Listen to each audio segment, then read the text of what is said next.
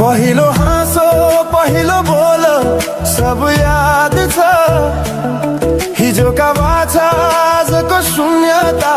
साथ छ जीवनको रंग नै हरायो अचानक तिमी बिना बाँच्नु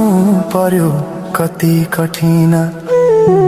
हावाको लहरमा सुन्छु तिम्रो आवाज शून्य कोठामा प्रतिध्वनि जस्तो गाजा सम्झनाको बादल मनमा जम्छ रातको निद्रा फेरि कहाँ